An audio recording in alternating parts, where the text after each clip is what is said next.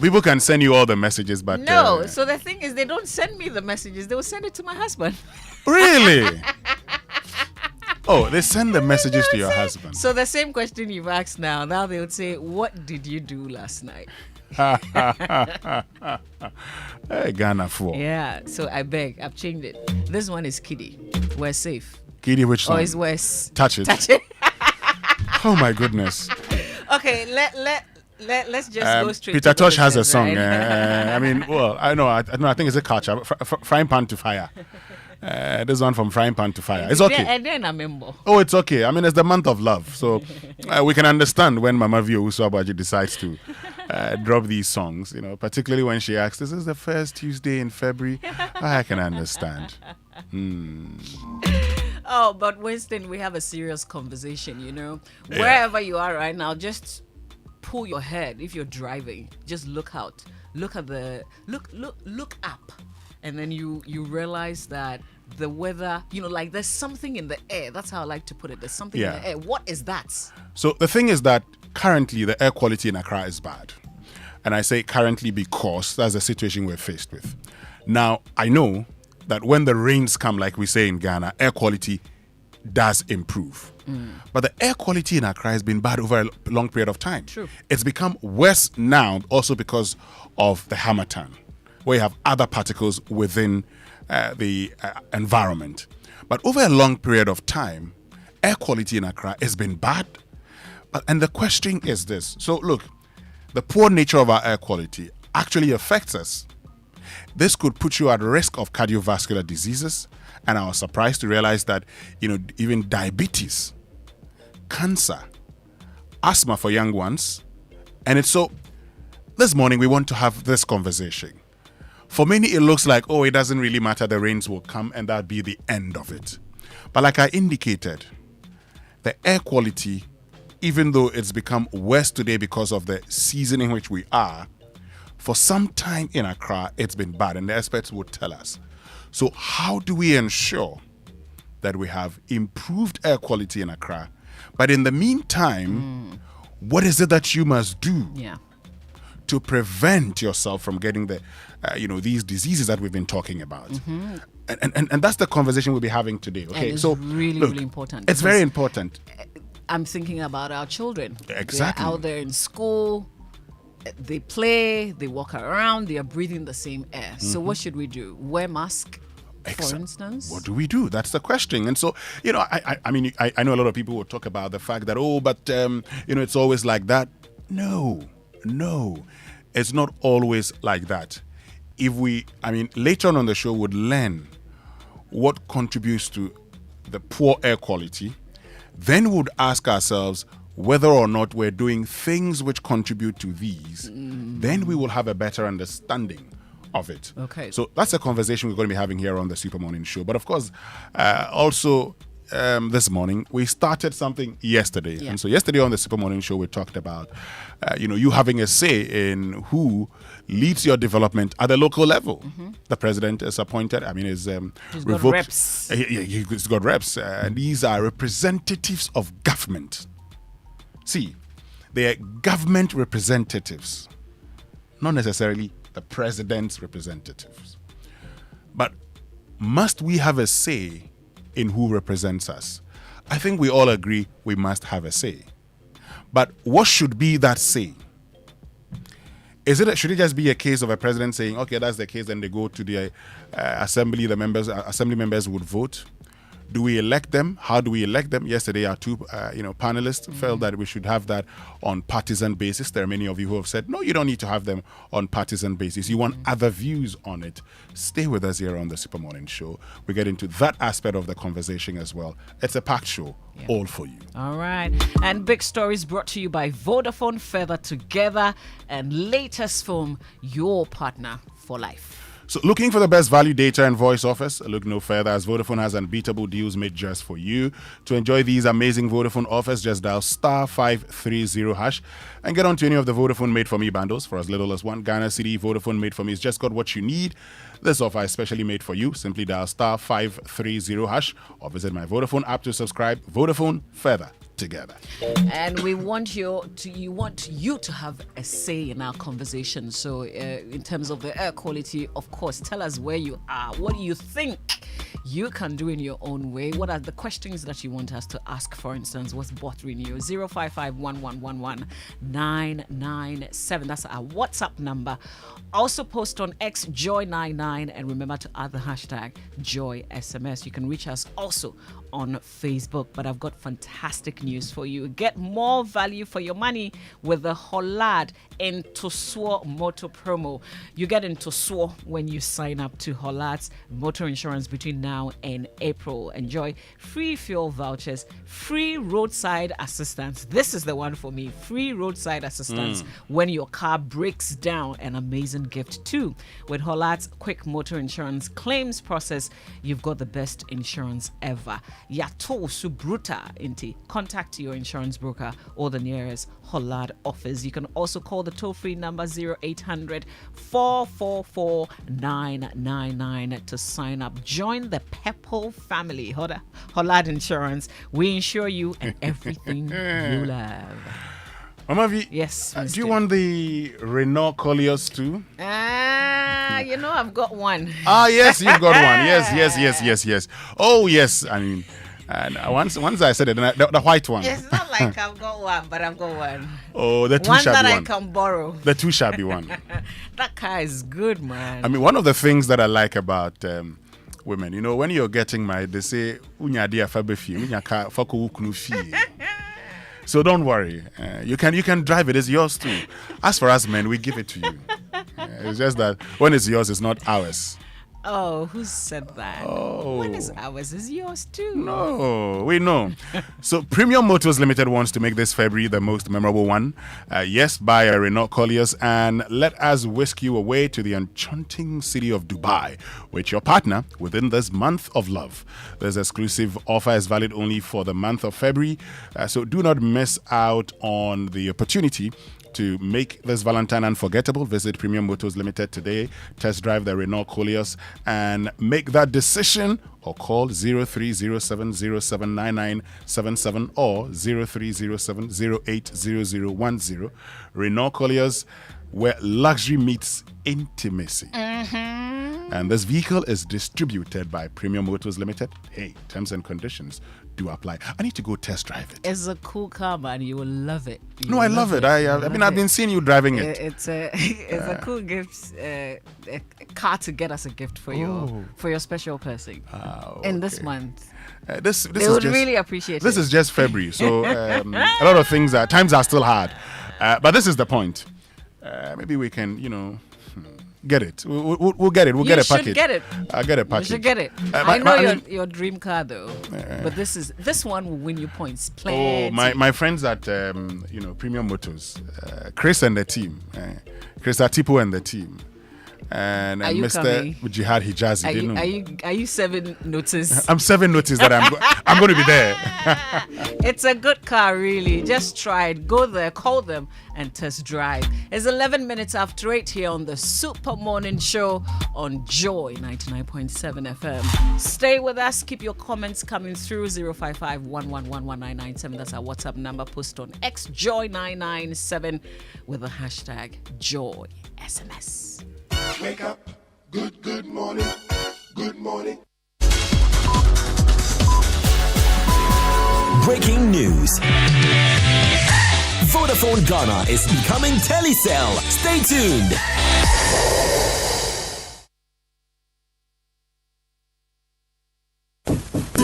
Hey, Cashman. Yeah. Don't you know Nana has assembled all of us and you are here making calls? My generator is spoiled too. So I'm calling a renowned Ghanaian company with an excellent track record in the sales and repairs of generator sets in Accra to come and repair for me. Oh, is it Anointed Electricals? Yeah. Anointed Electricals deals in quality and genuine generators with high fuel efficiency. We also rent generators. They sell quality generators from 10 kVA to 2500 kVA. They have spare parts of other generators and can repair every faulty generator generator set even if you didn't buy from them. Look, now we don't have any electrical problem in Accra. Wow. Because Anointed Electricals is right here at East Legon, Lagos Avenue, opposite Tomric Hotel. And that's why Nana is calling us. Okay. Yes. If you want to buy a brand new generator or repair the old one, visit Anointed Electricals. Or if you are within Accra, call our hotline 0246 423 534. Or call 0243 480 334. They have qualified and dedicated men on 24-hour after-sales service. Then let's go and listen to Nana. Let's go. Gosh, after giving you the hint, won't you give me anything? Anointed, the generator experts. It's the most action-packed breakfast show in town. The hottest music, the best giveaways, the great interviews, and all the laughter and fun you can imagine. Don't miss the Super Morning Show on Joy 99.7 FM. It's the best breakfast show in town.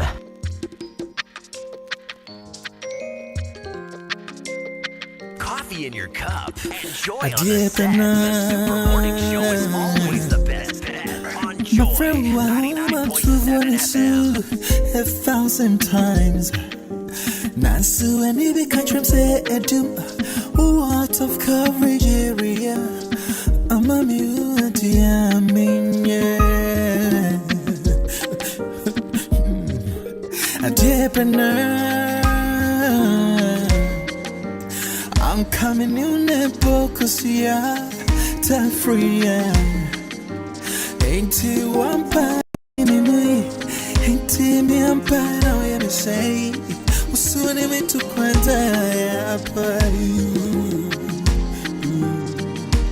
oh, when him say we cancer, mommy, for a whooping. When him say we cancer, me who say we bakra, me tremble. When him say we cancer, me share some cry, me share the manchiano. That's my hobby. Me to you. Me send me turn one more time. Me send me when him hey bien. Me be quiet perfume and I need a registry. Me say would come Joy on the set. The Super Morning Show is always the best. On Joy 99.7 FM. And rank a truck, I see the me cry. Send traffic like no soldier.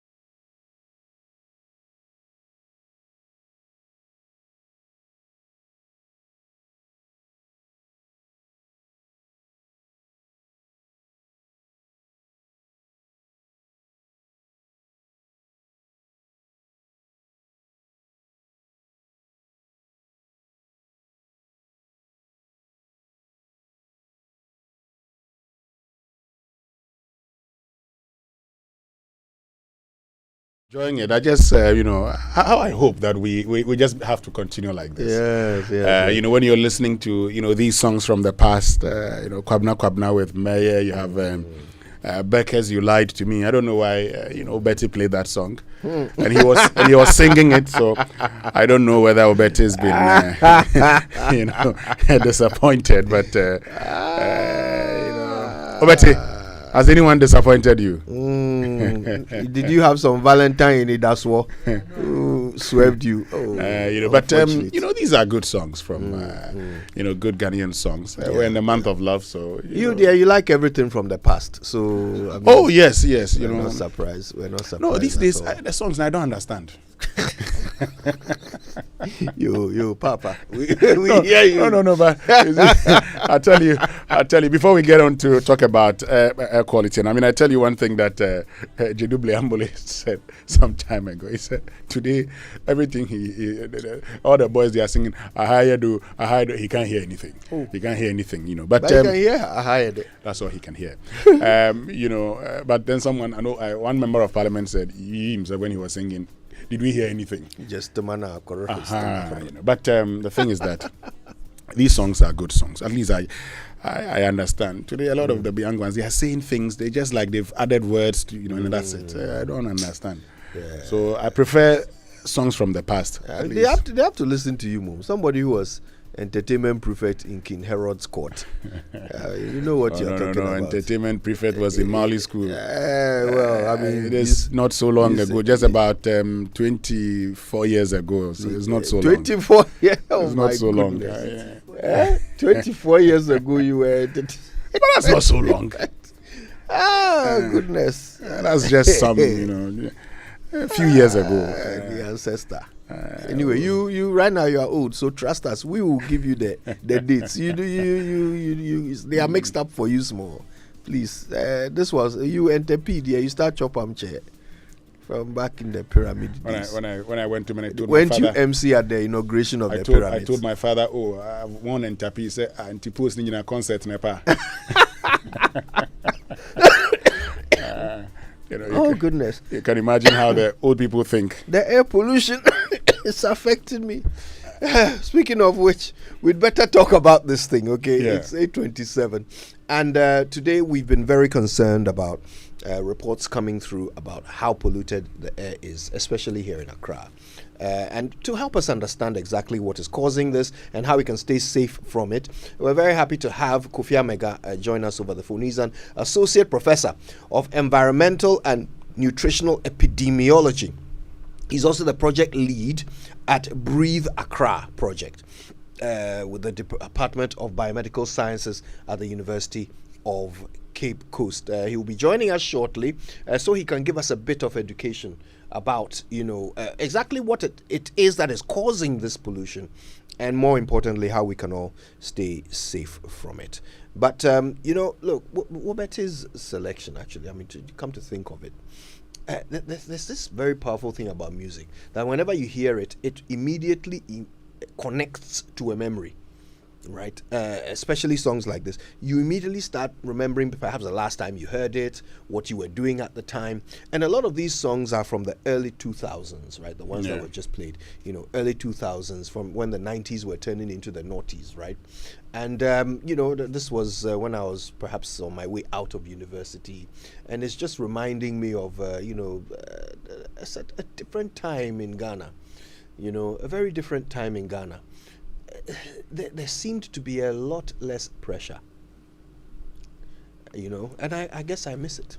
Oh, yeah, those were great times, I tell you. Those were great times. The era of Ofori Amponsa, he was on top at the time. Yeah. Kwabna came in, Daddy Lumba still didn't want anyone to enjoy without him, so he would also come in, with some great songs. You had the Dada KDs dropping, good songs. Then came the young ones like, Becca. At the time they were doing so well, and Becca is still doing well even today. So, it was a great period. You still had, the hip life groups. At the time you had the VIPs, you had the bookbacks. Then came the Cash Face. Cash Face dropped one song, one album. Castro, Shiloh and Echo Shiloh, you mean? no, that's a different Castro person. Shiloh Screwface. Okay, so Shiloh, Hey. and Shiloh, Okay. Anyway, Alright, well, yeah, these are nice times to remember. But I think we're joined now by Professor Kofi Amega. He's an associate professor of environmental and nutritional epidemiology. He's a project lead on Breathe Accra project at the Department of Biomedical Sciences at the University of Cape Coast. Prof, good morning to you. Good morning, sir. Thank you so much for making the time. We're really hoping you can help us understand a few things. First of all, I mean, the Harmattan is raging, and we're hearing from the EPA and other institutions that is a big contributor to the pollution. But surely that's not all there is in there, right? The Harmattan is a wind from the Sahara. It blows over several countries before it gets here. So if we are the worst polluted, there must be something else in there, right? Can you educate us on the content of the pollution here in Accra? Yeah. Anyway, I like the way you have situated everything in context. So certainly at this period we are in the Harmattan season. So as you rightly pointed out, there's a dry dust that is brewing across West Africa, and certainly also contributing to the air pollution levels we are seeing. But there are other things that we are doing in our space that is leading to what we are seeing. So there are a number of sources of air pollution in the city of Accra and other urban areas of Ghana. Vehicle emissions is the first thing. Right. We have everybody is driving a vehicle these days to work. Yeah. Besides vehicle emissions, we also have open burning. People are burning indiscriminately their waste because we have poor waste management practices, and also the waste collection agencies are not up to tax. Then you also have the domestic cooking, where we are using charcoal and wood to cook because LPG is expensive and beyond the reach of domestic users. You also have these young guys out there who, because they are in the city in search of better livelihood, are now riding Okada. Okada has taken over the Accra landscape. So these are a number of other contributing factors to what we are seeing currently. So these things, I mean, obviously they've existed for some time. I mean, long before the Harmattan came along. Does this mean that Accra was actually quite heavily polluted before Harmattan? Possibly yes, because we don't have the data to showcase the extent of air pollution in the city. Not until recently that some data started becoming available. EPA has the mandate to monitor air quality in the Ghana space, but they have challenges. They used to have some equipment that they were using which were very obsolete. Now, courtesy of the World Bank and US EPA, is being replaced, and now they have real-time air quality monitors that they are using. So now in real time, we are able to know the air pollution levels. That is the more reason why now it's become a topical issue. So previously we didn't have the data because we don't have the monitors. And even the limited data that was being collected by EPA was not real-time data. Right. So they collect the data and then they analyze and later on they showcase it. But now we are getting real-time air quality data. And the project that I also lead has also deployed a number of sensors in Accra. We have about 60 sensors in Accra. And on a real-time basis, we are able to know the air quality levels. And that is the more reason why it's become a topical issue now. Right. So if I stand in the middle of Accra right now and I breathe in, educate us. What exactly am I allowing into my body and what effect will it have on me? So you are breathing in a cocktail of air pollutants, ranging from particulate matter, and we have the very finest one, which are the ultra-fine particles, or the PM2.5. And these are very small particles, less than a strand of hair. And as a result of that, they can penetrate very deep into the bloodstream and can cause a lot of havoc. So cardiovascular diseases, respiratory diseases. So air pollution has been linked to a spectrum of health outcomes, including some weird outcomes like even depression and mental illnesses. Wow. Yeah. So you are breathing in particulate matter, you are also breathing in NO2, nitrogen dioxide, which is from the diesel trucks.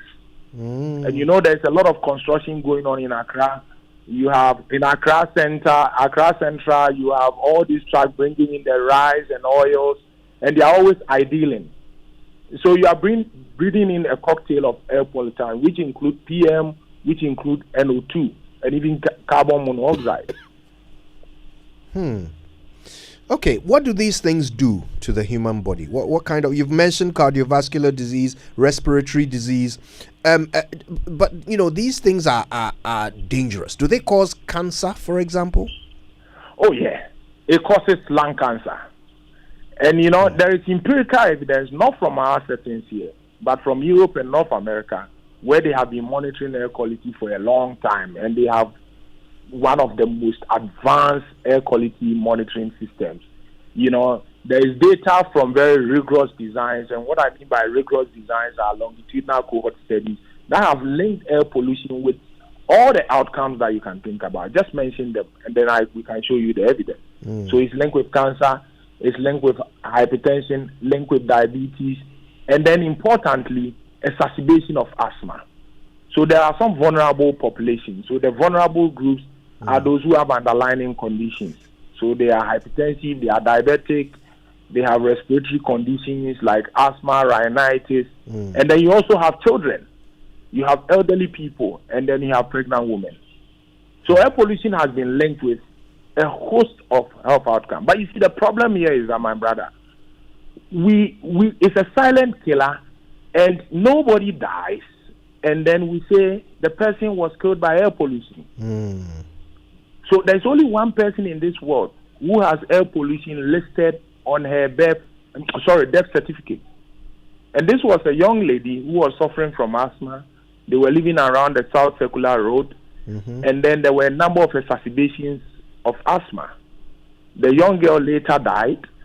The mom, who is a Ghanaian, decided to leave the campaign because she became aware that air pollution could be the cause of the asthma exacerbation. And finally, the coroner came to a conclusion that air pollution was the cause of death, and that was listed on the death certificate. So that is the only thing that we have, and that is the more reason why we are not seeing any effort on the part of government or local government to address the air pollution issues that we have, because we don't have the health evidence. Now, if you just joined us, we're talking to Professor Kofi Amega from the University of Cape Coast. He's an associate professor of environmental and nutritional epidemiology. He's helping us understand what this air pollution thing does to our bodies, and he'll also be helping us with what we can do to perhaps reduce the effects. But Prof, before we get to that, another thing, here in Accra especially, there are almost no green spaces. Forests are supposed to be like air filters, like the lungs of the earth, to help purify our air. Well, we are constructing buildings on every single square inch of Accra. We are losing our green cover. How is that also contributing to the very high numbers that we are registering today? I like the way you put it. I think you are well versed in these things. This forest cover serves as the lungs. So they filter the air pollution. If you are talking in terms of climate change, they serve as a sink, the carbon sinks. So if we are losing all these green spaces, then of course we are on a tangent where at some point we'll be hit by anything that the environment can throw to us. So it's important that we also have some green cover. But you see, as you said, Accra is expanding. All the green cover is being depleted for infrastructural development. But we need to also ensure that there are some tree planting around. We also need to leave some of the cover. Once upon a time, we heard about Achimota Forest and all those stuff. It's important that we maintain these green spaces, which are more like the sink or the lungs for the city. So if nothing changes, first of all, I mean, let's start talking about solutions. If nothing changes, and this continues, what will happen? What will be the immediate effect on residents of Accra and surrounding areas? What will we start to see? Yeah. So you know what? Every year there is an institute in the US and then also the WHO. They try to quantify the burden of disease that is attributable to air pollution. So what we call the global burden of disease studies. And the figures that come out for Africa is very dire, you know. So it means something has to be done. There has to be a solution. But the reason why we are not trying to find solutions is because what is the number of deaths that is attributable to air pollution that the health service itself is fully aware? Are we counting any deaths? Are we surveying for deaths or illnesses attributable to air pollution? If we are doing that, just as we are doing for malaria, HIV, tuberculosis, then of course there will be some sustained action. There will be some sustained action. Because routinely in the health service, we are not doing any surveillance for air pollution related diseases, even though we know it's killing people. You know, so that should be the start. We need to get the data. And once we get the data and then we show the data to the policymakers, then of course there will be some investment to address the air pollution situation. Right. So if we don't do anything, air pollution obviously is killing people. But as I indicated, nobody has it listed on their birth certificate. In a year, in the African region, it's been estimated by the WHO that 1 million people are dying every year as a result of exposure to air pollution. So this is huge. Something has to be done about it. Okay. Well, so what would, if government were to, you know, pick up the phone and call you and ask for your advice, what do we do? Where do we start to solve this problem? What would you say to them? So the starting point is that we need to improve our public bus transport system. We used to have Ayalolo. What has become of Ayalolo? Because we are talking about emissions, vehicular emissions. And if you want to reduce the vehicular emissions, then we need to get people to keep their cars at home and then join the public bus, as we see in Europe and North America. You know, these trotros that are on our roads are one of the most polluting fleets. There has to be a reason for them to change to cars that are less polluting, to electric cars. So to address the vehicular emission side of things, this is what government could do. The other thing is that we need to encourage active travel. And what I mean by active travel is that we need to encourage people to walk. We need to encourage people to ride bicycles, to work, and then also to the market centers. But where is the infrastructure for that? If you want to encourage people to walk, there has to be sidewalks where they can walk and not walking in the middle of the street and also jeopardize their life. If you want to encourage people to cycle to work, there has to be dedicated cycling lanes. But these things can be done. I mean, if we are doing road infrastructure in Accra or in Kumasi, we can incorporate cycling lanes into there. All our sidewalks has been taken over by street vendors. And this is where the local authority comes in. They need to make sure that we free these sidewalks of these street vendors so that people can walk. And you see, when you are engaged in this active travel, there is also a public health co-benefit. Your physical activity levels is improved, and then your cardiovascular benefit, there is cardiovascular benefit as a result of that. Then the final advice that I can give is that as a people, we need to improve our nutrition. These air pollutants are free radicals. So if you are taking in foods that are very high in antioxidant vitamins and minerals, like fruit and vegetables and the nuts, then that can also more or less attack the free radicals, and we don't see the ravaging effect of this air pollution in the body. Right. Yeah, so this is an advice that I can give if the government picks a phone call and call. Now, there are calls for us to wear nose masks and so forth during this time. Is that helpful? And what else can we do in addition to that? You've already talked about eating healthier, foods, fruits and nuts. But what else? What else can we do? Yeah, that is also one of the advice that we need to stick to. But what our advice is that you first need to know the air pollution level in the location where you are. So, for example, if the air pollution around the enclave of Joy FM is that bad, then you step out and then you wear a nose mask. But you don't wear a nose mask for the sake of wearing a nose mask. And then also we have to try and avoid polluted areas. And data from our monitoring network has been able to identify some of the polluted places in Accra, Madina Zongo Junction, for example, Agbebloshi, the Makola area. So the advice that we give to the most vulnerable population, like street vendors, outdoor workers, like police officers, and commuters, is that if you find yourself in these polluted enclaves, then it's advisable that you wear a nose mask. If you have to avoid those places, you have to. Right. Yes. Well, we're talking to Professor Kofi Amega of the University of Cape Coast. He's a professor of environmental and nutritional epidemiology. He's the project lead for something called Breathe Accra project. So obviously he knows a lot about pollution here in Accra. He's with the Department of Biomedical Sciences, and he will give us even more when we come back from these messages. Stay with us. Cloudy today, brighter tomorrow. Activa. You've worked hard to have that property, the house, the car. Insure it. Your business assets are valuable. You must insure them now with Activa Insurance. For all your business and personal insurance needs, insure with Activa International Insurance. Sign up by dialing *713*313# or download the Activa Insurance app on Google Play and Apple Store. Activa International Insurance. Our clients, our passion.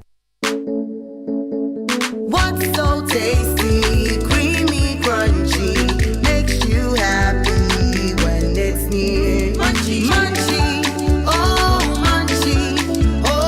munchie, shortcake biscuits. Enjoy the unbeatable taste of Munchie Milk Shortcake biscuits, serving you original milky richness for 20 years. Munchie, a rich ankasa. This advert is FDA approved.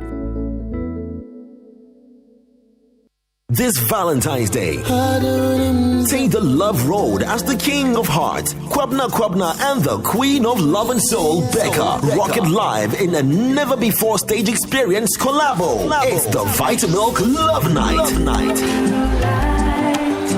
The most romantic night of the year is here, and you must be there. Get a ticket now at a cool 300 Ghana Cedis single or 500 Ghana Cedis double at kbkblive.com or dial *714*700#. Need an exclusive experience? Call 0243-528-412 or 0247-297-409 for table reservations for VIP or for VVIP. It's Kwabna and Becca live at the Vitamilk Love Night with superstar appearances by your favorite acts. Supported by Joy FM, produced by Image Bureau, and proudly brought to you by Vitamilk. National Health Insurance. Great news! The National Health Insurance Scheme (NHIS) has waived the waiting period for all members aged 70 years and above. All 70 years and above are also exempted from paying a premium. Enrollment and renewal are absolutely free on the NHIS. Members who are 70 years and above can automatically access healthcare when they newly register with the NHIS or renew their membership annually. You are no longer required to serve the 1-month waiting period for late renewals. Dad, mom, grandpa, and grandma, let your old age be filled with good health and access instant healthcare at zero cost on the NHIS today. Download the My NHIS mobile app to register with your Ghana card or visit the nearest NHIS office. Terms and conditions apply. For details, contact the NHIS call center on 054-444-6447 or 0302-746-447. NHIS, your access to quality healthcare. This message is brought to you by the United States Agency for International Development, USAID.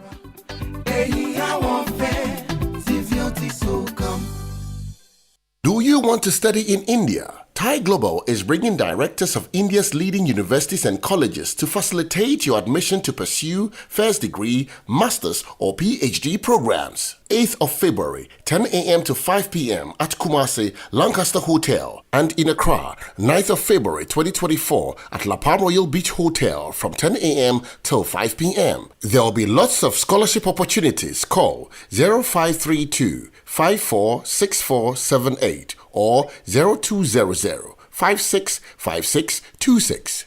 Let me share my experience with you at the new Aqua Safari Resorts. When you arrive, you're greeted by warm smiles and introduced to your 24-hour butler who already has your itinerary sorted. Enjoy water sports activities like jet ski rides, kayaking, water sliding, flyboarding, and castnet fishing. You can even have your lunch here on the boat cruise. Let the tour guides take you through the sceneries of the mangrove forest, the friendliness of the animals, while you pet and feed them. We chose to have our breakfast with a beautiful sunrise right in front of our cabin. Visit Aqua Safari Eco Resort in Ghana, bringing you closer to nature.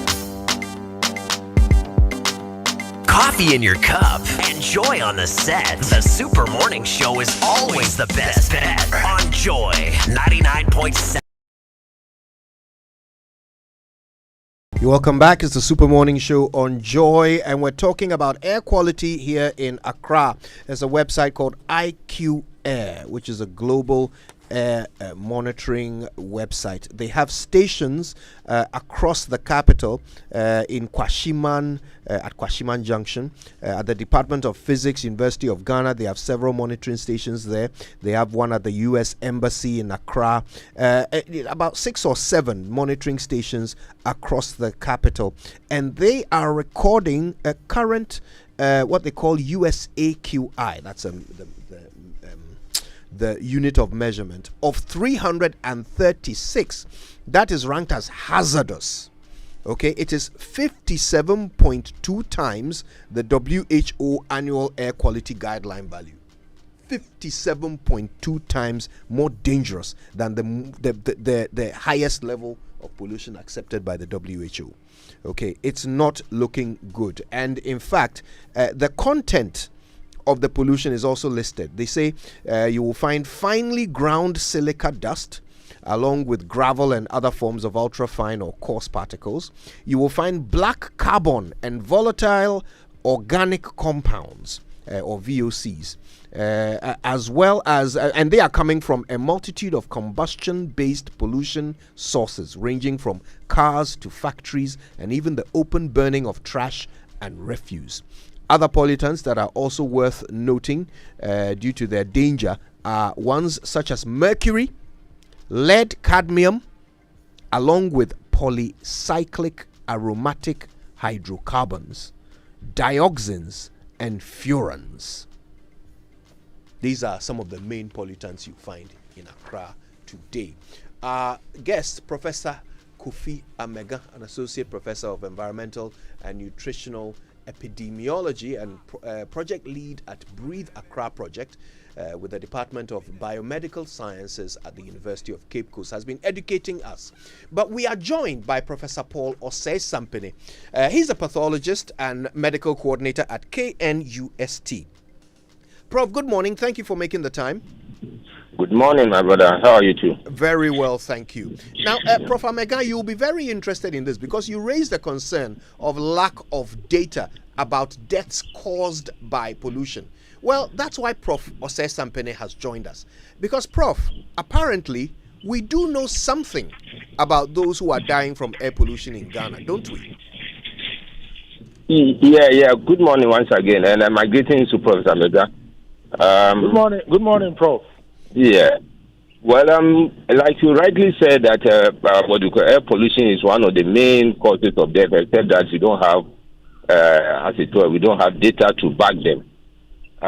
There is data, and as usual, Ghana, what we do is that those of us in academia, when we do our research and the results is given, unfortunately, those who live outside of Ghana, especially those from the northern part of America and then what do you call it, Europe, they are the ones who rather take our data, analyze it, and then probably use them.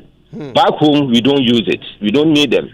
Because I personally have done even a lot of autopsies around Obuasi, especially those places where gold mine is one of the main people. The dust is well polluted with asbestosis. Do you understand? Asbestos. So you do autopsies and you do take samples of the lung and it becomes clear. You see all these particulate matters in their lungs. Go to what you call Pristia, Bogoso, all those places. In fact, all the places where mining is the main source of livelihood, those pollutants are there.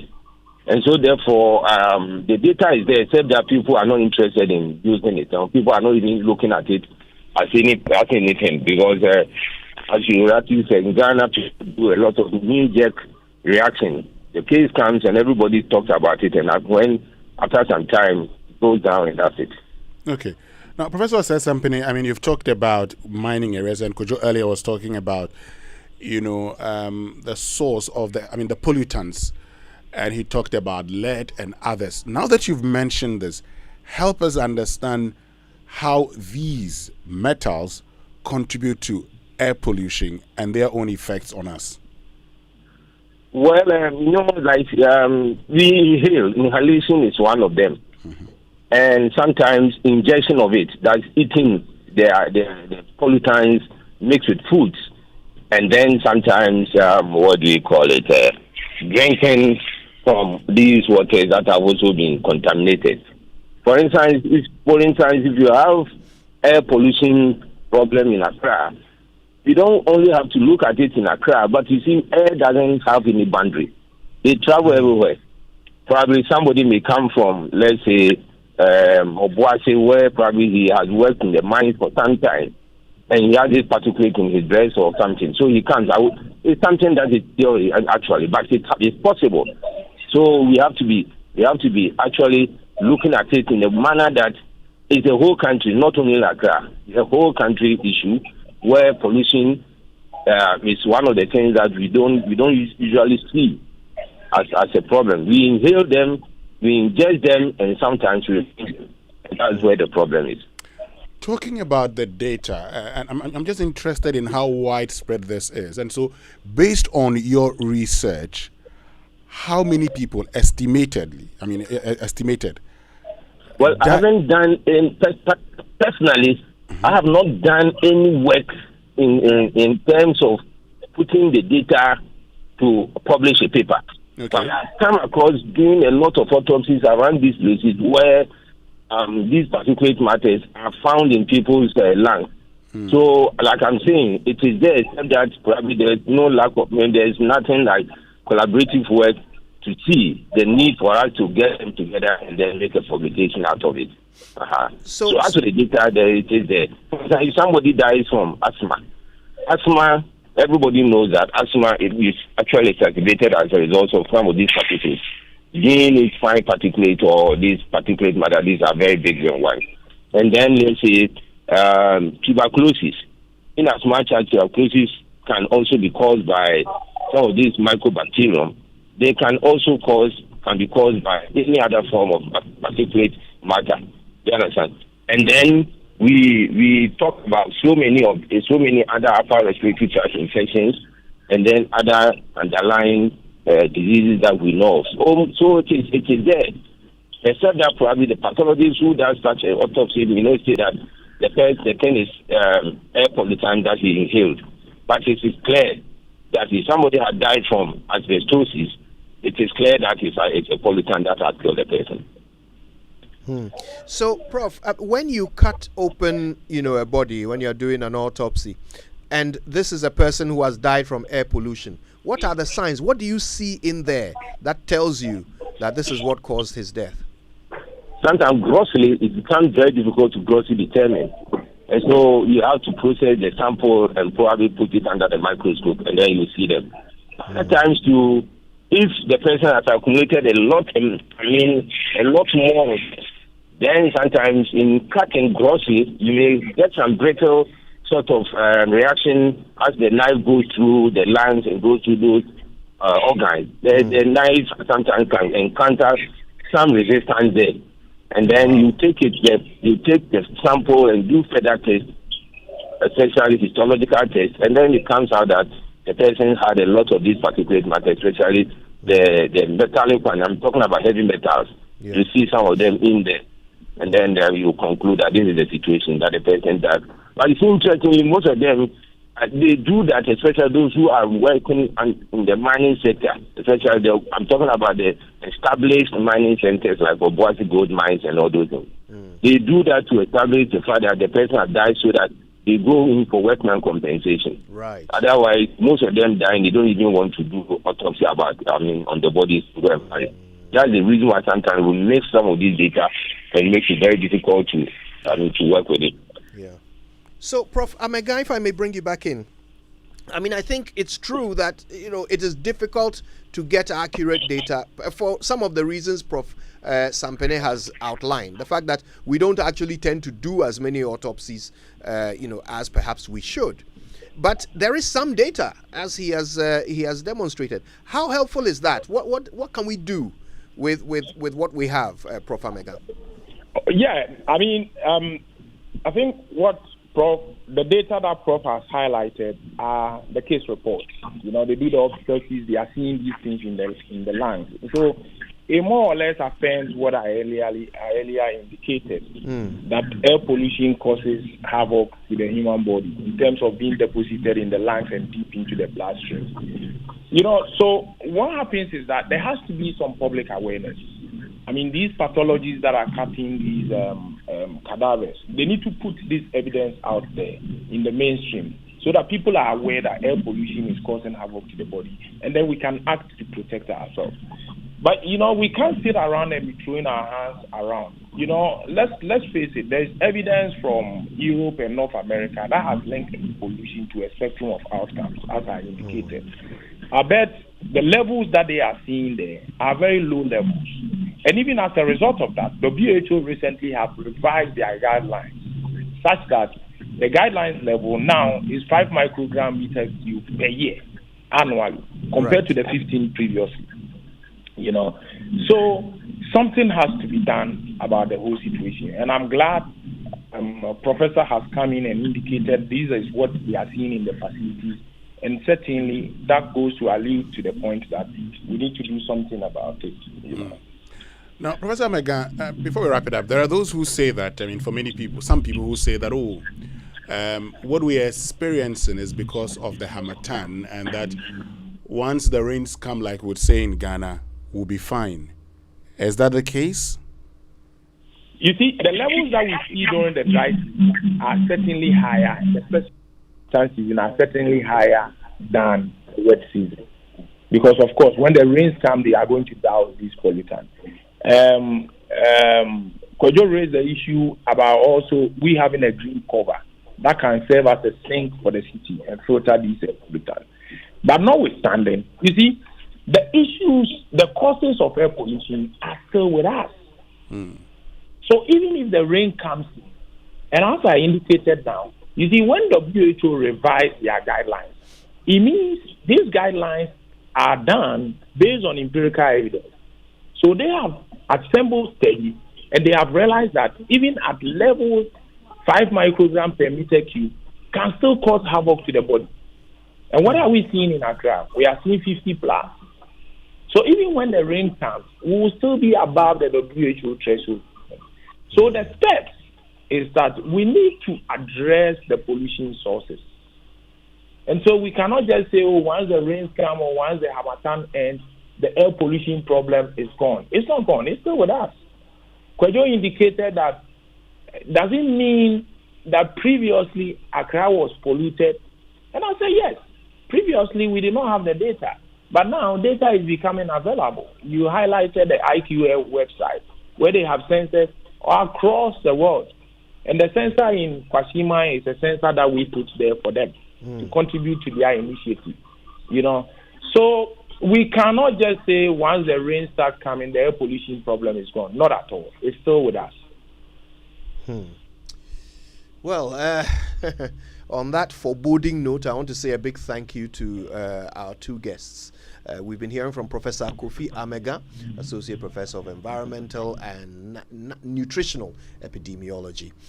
He's the project lead for Breathe Accra project, and he's with the Department of Biomedical Sciences at the University of Cape Coast. We also heard from Professor Paul Osei Sampene. He's a pathologist and medical coordinator at KNUST. He, of course, revealed that autopsies are actually telling us that Ghanaians are dying from air pollution. We thank you both so much for your time. We really appreciate it. Well, look, do you know what? The more I listen to this, the more I wonder, why has this never come up as a campaign a campaign issue? Why have we never asked politicians, what is your plan to clean up our air? Our capital is the most polluted city in the world. What is your plan to clean up our air? Because you see, look, look at how agitated we are about Galamsey. How upset we are that our water bodies are being polluted, that our forests are being depleted. We've lost 38 forest reserves. It concerns us, it bothers us. But you know what? If your water is polluted, you still have the option of importing water. You cannot import air. There's nothing you can do if your air is ruined. So we really need to hold their feet to the fire and ask them, what is your plan to clean up the air? It's our only option. We have to clean it up. And look, we are cutting down forest reserves. We are allowing people to go and mine in forest reserves. We are allowing people to destroy our water bodies.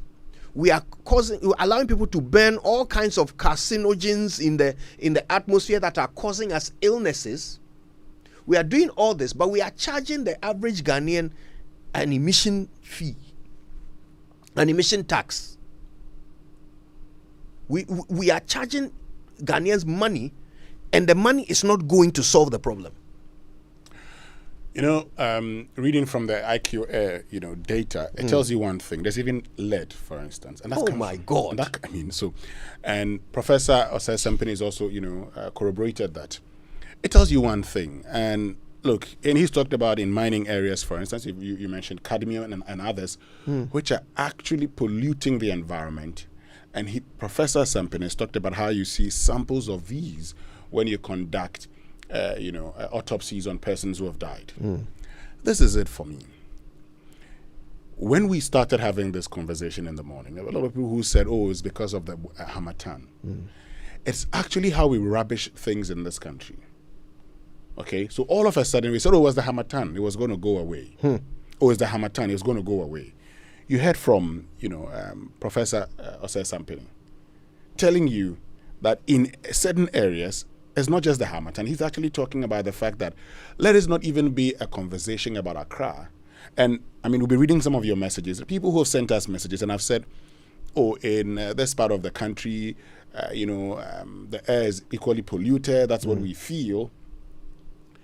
However, that this has not become a major issue. Yes, we would all take the blame because we've also not talked about it the most, but we're talking about it today.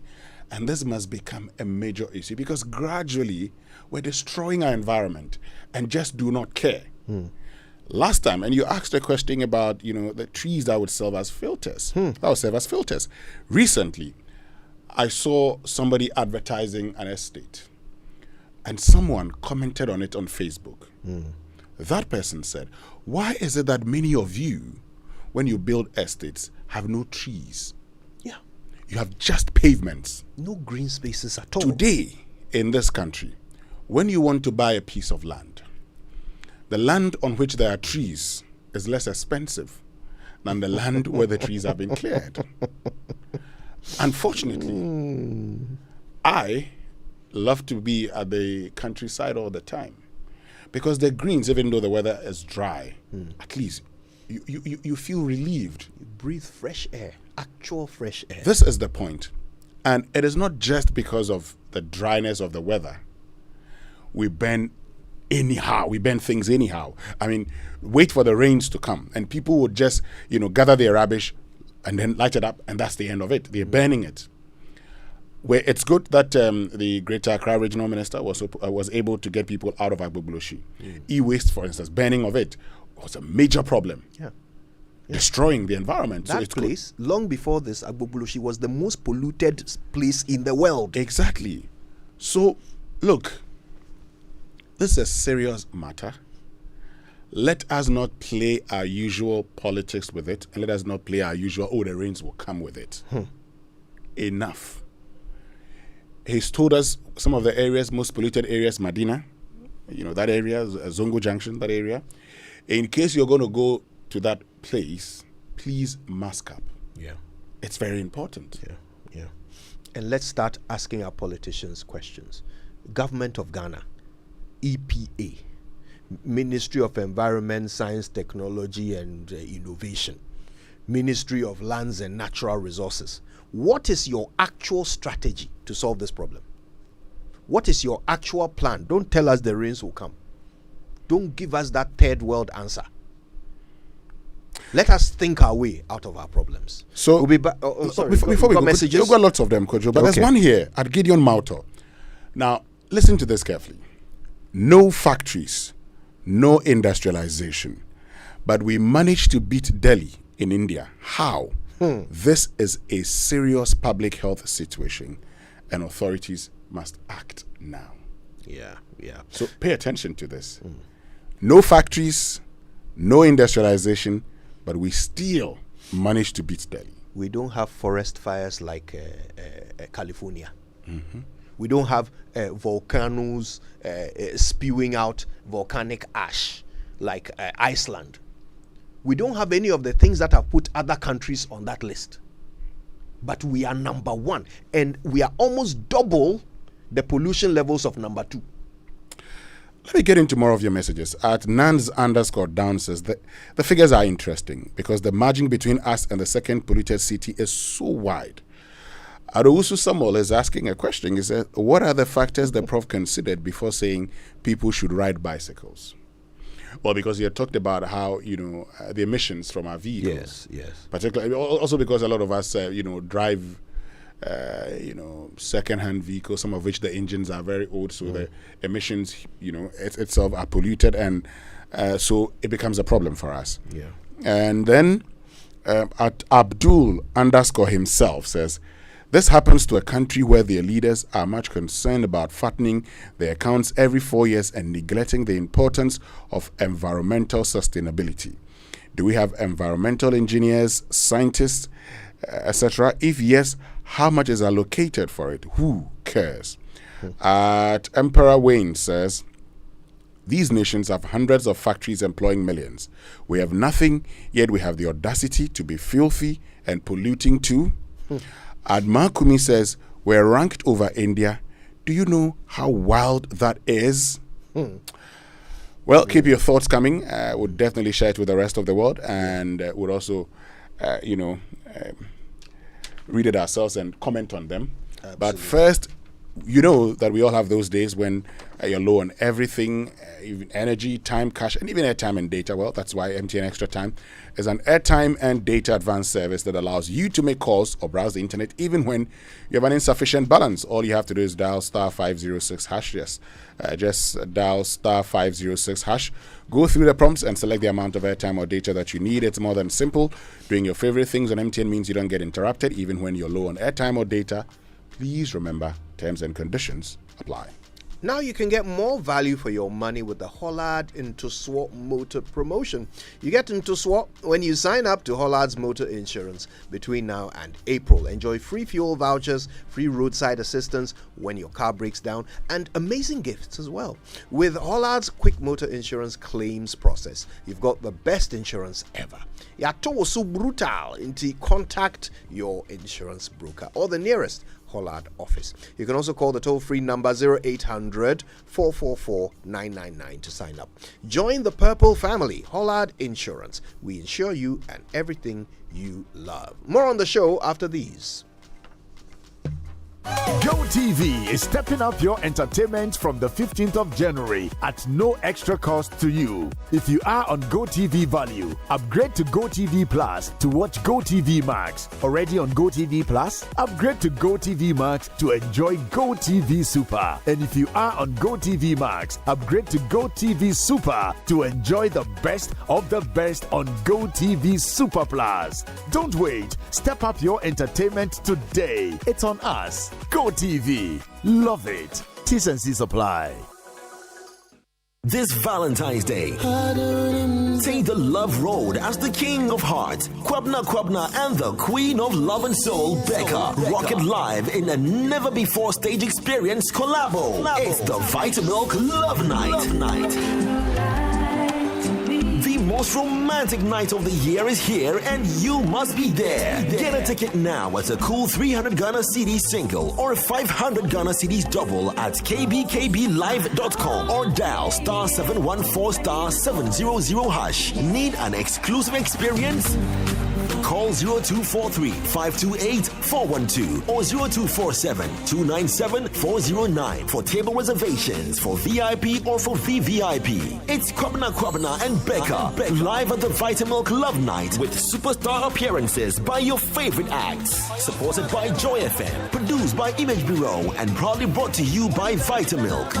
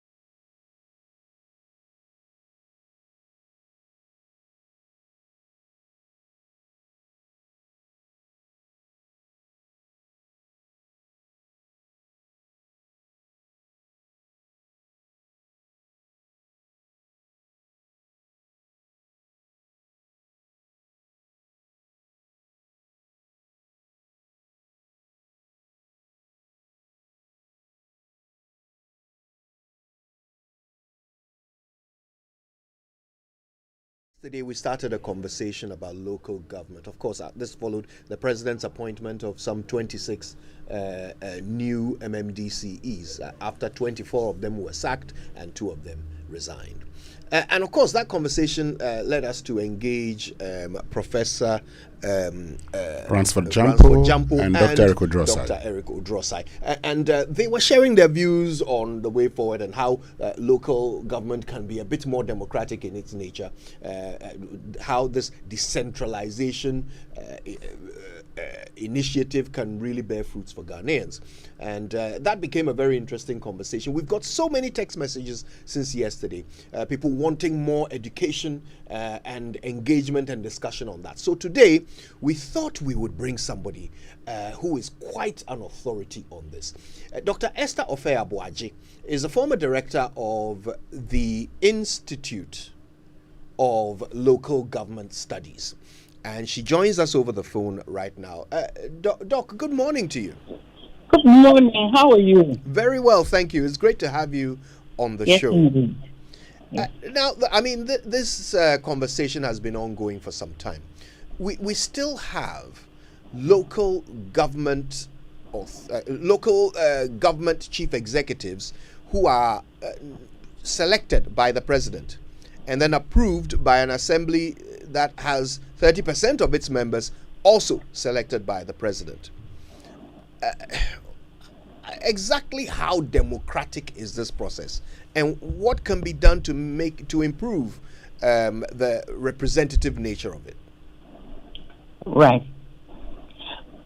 You are right in indicating that we still have a local government system where chief executives are selected by the president or approved by the assembly and then appointed by the president. It's not the best in terms of representation, especially with the development of our democracy to this stage. I mean, 30 years ago, when the Constitution was being formulated, perhaps in that light, we would have said we're coming out into a democratic era, so we needed that kind of guidance. Now, the people must have some say in who represents them. The argument was made that if assembly members approve them under the supervision of the presiding member, it would be sufficient consultation of the people's interests.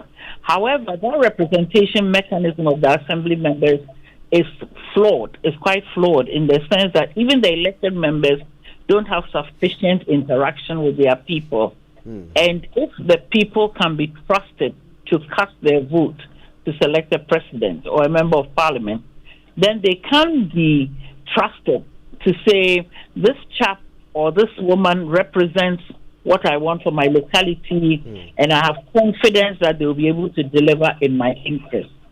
So I think it is time for us to make progress on that agenda to get our chief executives elected. Now, a lot has already been done. I think the hurdle came when there was a disagreement on whether or not this process should be done on a partisan basis or a non-partisan basis. In terms of the practicality of it, bearing in mind the wealth of knowledge you have from heading the Institute of Local Government Studies, in terms of practicalizing this, I mean, first of all, is there an advantage to doing it one way over the other? Which one would lend itself best to practical implementation? Right.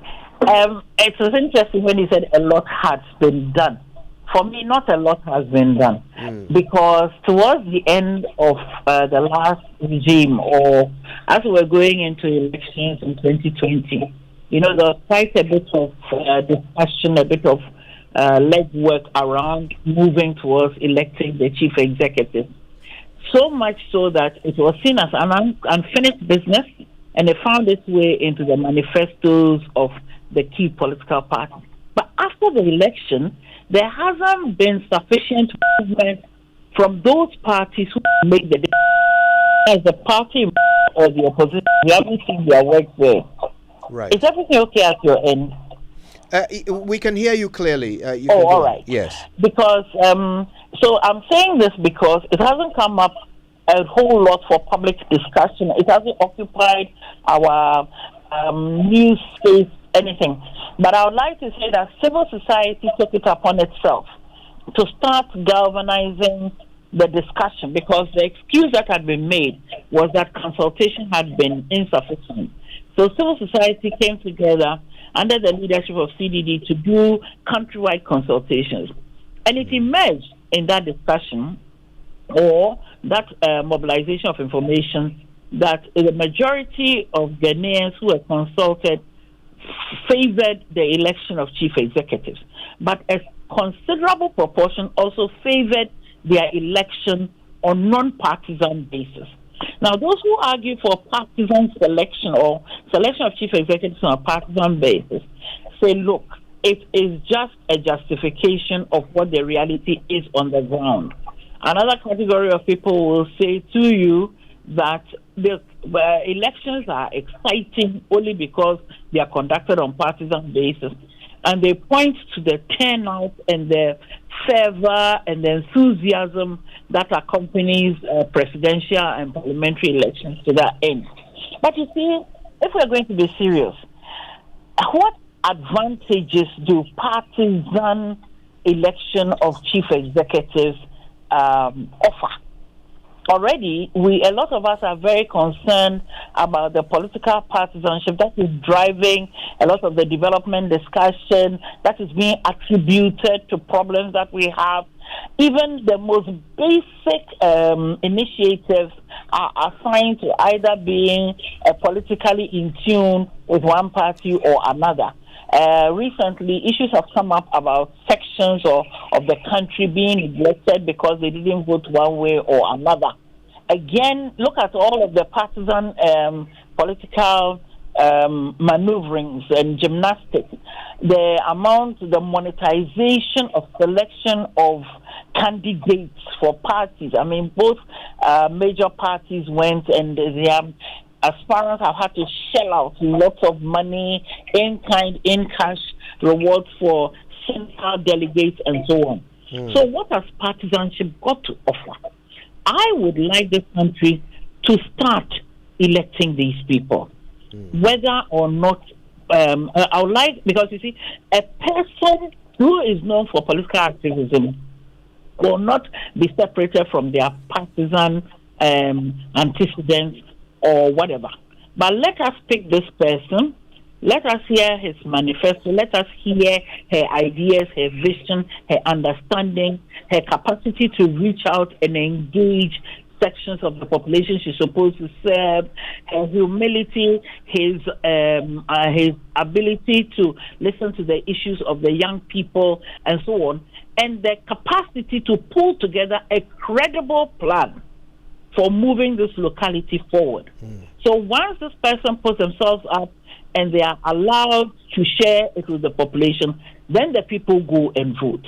Because even the process of approving a nominee is also fraught with nuances, arm twisting, moral suasion, appeals, negotiation, tears, you name it. So I want this process started. I want these people elected. I want citizens with their the electoral capacity to vote on a person who they feel can or cannot move their localities forward. They vote on that basis. So, in effect, you want us to do so on a non-partisan basis? I want us to start at least from that position. Why don't you want us to start from a partisan position? Oh, my beloved brother. What is partisanship doing for you at this stage? What is it doing for you? No, for what is it doing? Because it's just because our country our country is being torn apart by partisan considerations. This is what I'm saying. And currently, the level of monetization that is accompanying politics is driving many capable people out of the race. My point is, if we elect them on a non-partisan basis, it's true, there'll be people who will present themselves who will be known to have been associated one way or the other. We can't take that away from them. Again, there are localities who are traditionally voted one way or another. We cannot change that. You see what I'm saying? But let us start fostering a culture of selecting somebody based on what they bring to the table. Well, that's quite a thought-provoking approach there. So, Dr. Ofeabuaje, as I understand it, if we were to go the way you suggest, we could actually start that immediately. There's no need for another referendum or anything. Indeed. And I think that if we start that way, we will start a process of behavioral change, a process of encouraging our people to think along the lines of issue-driven politics, civic awareness, and building the capacity of our people to exercise citizenship in that way. Is there any downside? So if eventually we are voting in chief executives on partisan lines or because they belong to particular political blocs, we will still have inculcated a culture of focusing on issues. So even if a locality is prone to voting for ABC party or DEF party, they will still choose between the candidates based on what they have to offer. I think this will start a process of capacity building in civic awareness and responsibility as well. Right. Do you see a downside at all? I mean, being objective here, do you see any downside at all to proceeding on a non-partisan basis? The downside is that it appears we've cultivated an appetite for politicking. I mean, the citizens, we've cultivated a downside. We've cultivated an appetite for politicking, so that sometimes we don't even speak truth to ourselves. That this man or this woman has so much to offer. It's such a pity that she belongs to this party or another. I think you've heard that expression. Yes. A great person in the wrong party. Yes. We've heard that. And people don't have the courage to vote outside what their comfort zones around voting is. So that maybe somebody who may have been associated with one political family or another may lose out because of that historical antecedent. Secondly, given that a lot of our resources, our decentralization process has not always seen finances and resources following the functions, that person could still be the victim of the whims and caprices of the center or a certain political influence at the center. Thirdly, if that person is not able to mobilize the goodwill of party activists, party leadership who hold sway in the locality, they can work against the interests and the success of that person, right, who is not seen to be committed one way or another. But that is why I think we should build up the demand side, the citizens' interest in who they place there. Yeah. So that if they've galvanized a sufficient groundswell or they've galvanized sufficient counter support, they should be able to how shall I say, dilute any negative machinations from one political bloc or another. Right. That's interesting. Now, if you just joined us, we've been talking to Professor Esther Ofe-Abuaji. She used to be the director of the Institute of Local Government Studies. We've been talking about the best way to, shall we say, improve the democracy of our local government. And now, if you recall, there was an attempt to have a referendum on whether or not we should elect our MMDCs on partisan basis sometime back in 2019.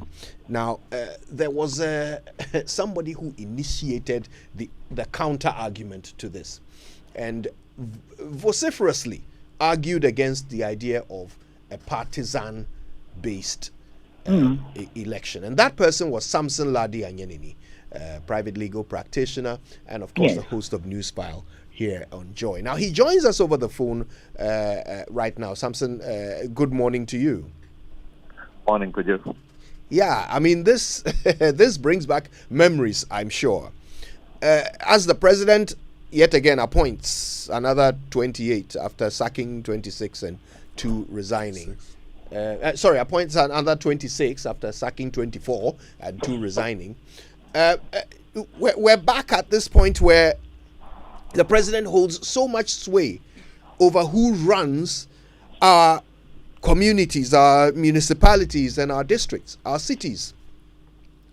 There are still many who believe that the best way to do this is on partisan basis, because in reality, that is what happens. Do you still stand by the position that you argued so vehemently, a few years ago? Yes, Kojo, and good morning to Dr. Ofe-Abuaji. Now, good morning, Samson. Good morning. She just spoken the mind of the majority of Ghanaians. And you see, Kojo, let's begin to do something. Respect the people.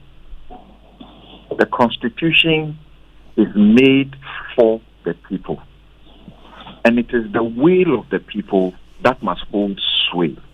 Not the will of a president, not the will of a parliament of selfish individuals, not the will of a president whose priority is the political group. No. So I recall very well how even CSOs, some CSOs, were very agitated and angry with me when I came up with the argument in 2019 that led to the debate of the other side and eventually leading to the botched but needless attempt to amend Article 55. The president himself, as we understood, had been campaigning for this long before his election, for the many years that he sought to become president. And as we understood, they were hesitant in approaching the subject because the party was against it. And eventually, to sort of attempt to keep his word, to keep his promise, the way out was sort of a compromised position. Let's have it as an elective office, but on a partisan basis, so that we can make our people, DCEs. That became the compromised position that the president then put up for the amendment of Article 55. When the actual amendment that over the years has been argued to be amended is not Article 55. So, let's do this quickly.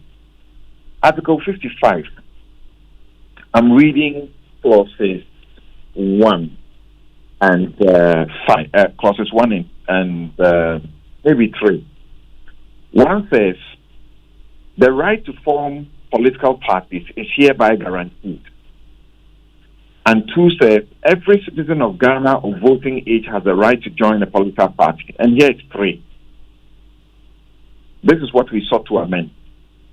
Subject to the provisions of this article, a political party is free to participate in shaping the political will of the people, to disseminate information on political ideas, social and economic programs of a national character and sponsor candidates for elections to any public office other than district assemblies or lower government units. So mark that. Article 55.3. Political parties can sponsor candidates for all elections, public elections, except for district assembly or lower government elections. Yeah. This was not the provision to be amended. The provision to be amended was Article 248.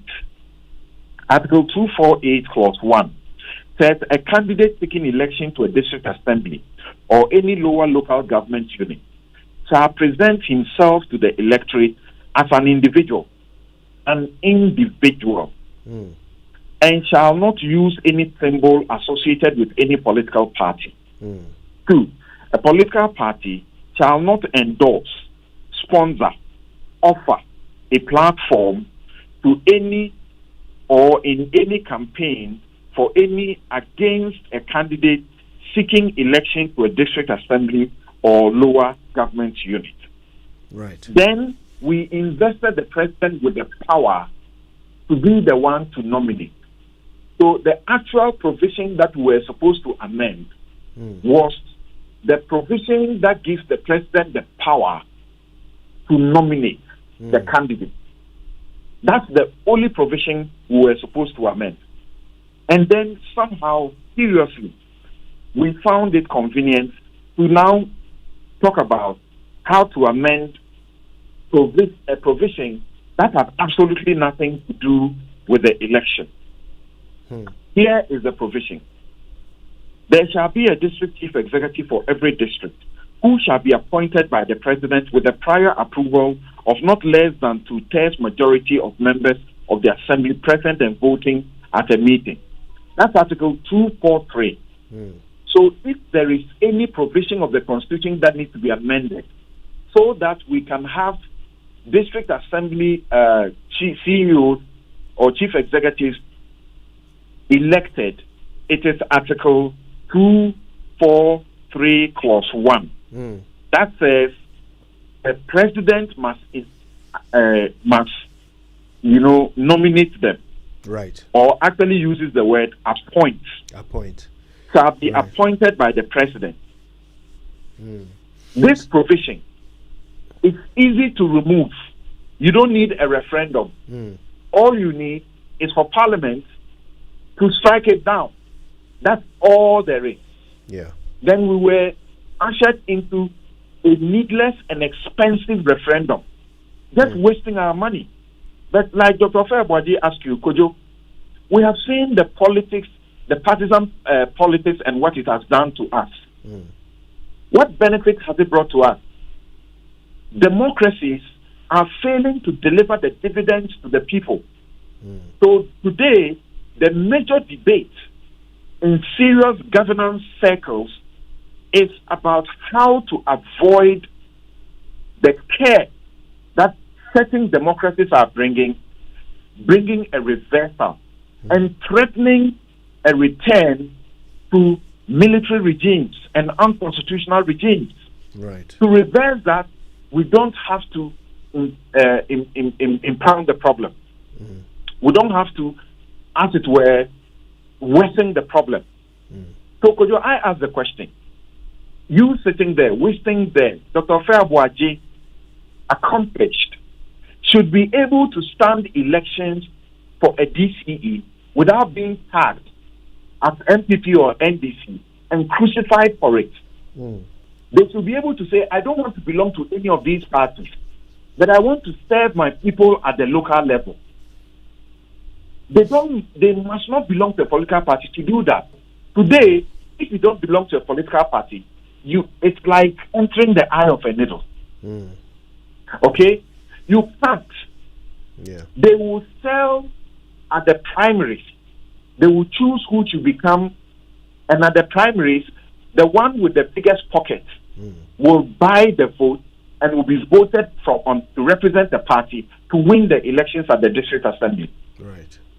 What is this very bizarre and most unfortunate argument that, they have been breaching the Constitution? The Constitution says we shouldn't present partisan people. But people have been contesting on party lines already. So let us change the law. Because they are breaking it, let's change it so that they are not breaking it any further.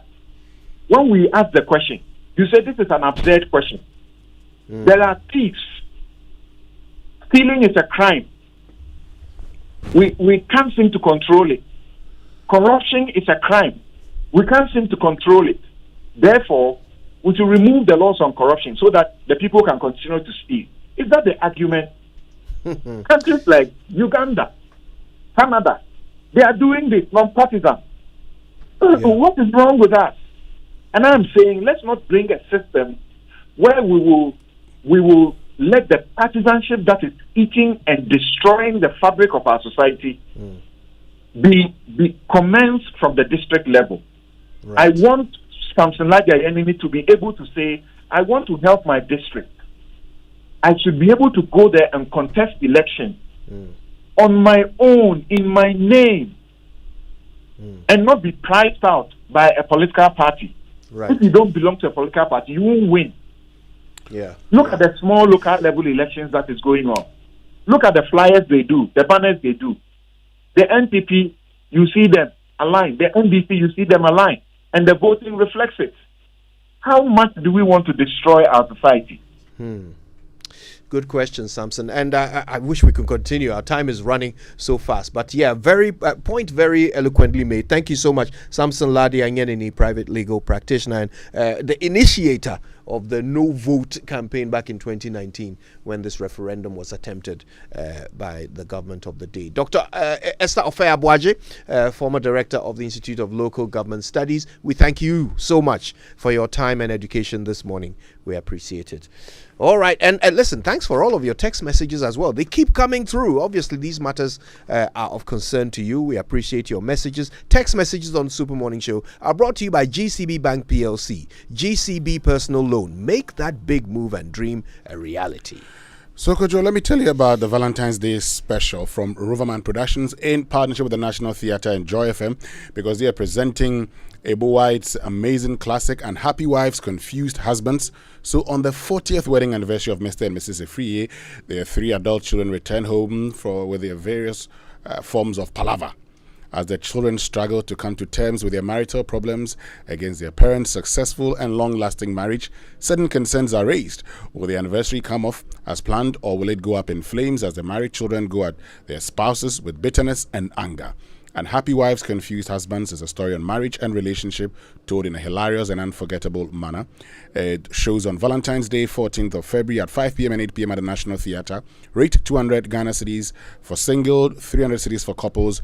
Buy tickets only via short code *365*535# on all networks. Join the fun in an amazing Valentine's night event at the National Theatre. Buy your tickets now. Sponsors Ebony Condoms and supported by La Palm Beach Hotel. Roverman Productions, be the difference. All right, more after these. Dive into a new era of news consumption with myjoyonline.com, your go-to destination for cutting-edge journalism, giving you the most credible stories from business to politics and from sports to entertainment. Myjoyonline.com introduces an upgraded news website meticulously designed to empower you with an enriched browsing experience like never before.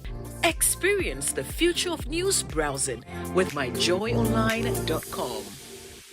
This Valentine, Roverman Productions in partnership with National Theatre and Joy FM presents an Uncle White classic and Happy Wives, Confused Husbands. So tell me, when is my birthday? You said?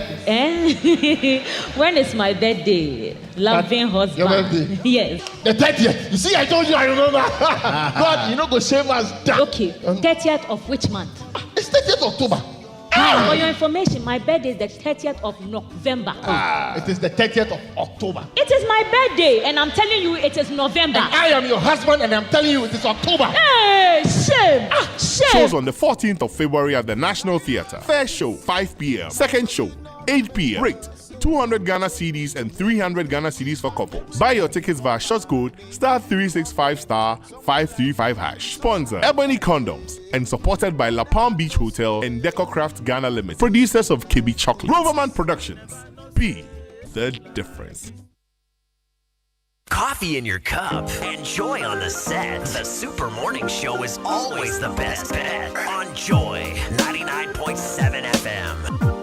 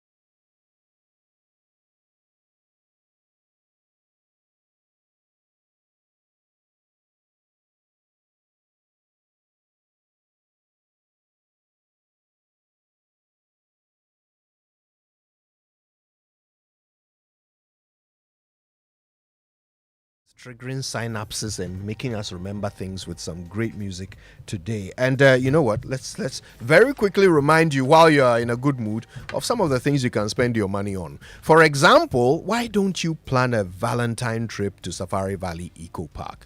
Okay, they've got the Safari Wildlife Experience, which your loved one will absolutely adore. You can go show them the zebra, sable antelope, llama, wallaby, fallow deer, Patagonian mara, and so many other species from a starting price of 250 Ghana cedis. If you have children who are 6 years or younger, it's free for them. And this place is only an hour from Accra. Okay, they are open from 6 a.m. till 8 p.m. every single day, so you can plan your trip perfectly. Visit Safari Valley Eco Park with your friends and family today for the thrill of a lifetime. If you want to know more, go to safarivalleyresort.com, check out Safari Valley on Instagram, or call 059-691-4394. So let me ask you this. Are you in love with your lover? If you can hear my voice and he's sitting next to you, maybe she's sitting next to you, please ask him or her now, baby, are you in love with me? And get ready to ignite the flames of passion as we present a heart-throbbing experience like never before. As the King of Hearts, Kwabna, live on stage with the Queen of Love and Soul, Becca, at the Vitamilk Love Night. It's Valentine's Day, February 14 at the Grand Arena at 7 p.m. sharp. Yes, the most romantic night of the year is finally here. Take the love road now and get a ticket for only 300 Ghana cedis single or 500 cedis double at kbkbmusic.com or dial *714*700#. Yearning for an exclusive VIP experience? Call 0243-528-412 or 0247-297-409 for table reservation now. It's Kwabna and Becca live on stage at the Vitamilk Love Night alongside superstar appearances by your favorite artists, supported by Joy FM, produced by Ghana's Best in the Business Image Bureau, and brought to you by With Love by Vitamilk. All right, now listen, type this into your browser, kingdomstoreonline.com. Go check them out. Go see the amazing stationery, quality office essentials, equipment, and furniture that you can buy at affordable prices. Now, they've made the payment convenient. You can pay via Momo. It doesn't matter which network you are with, and they will deliver to your home or office in very good time. If you live in Accra or Tema, you even get free delivery as well. Isn't that great? Terms and conditions do apply.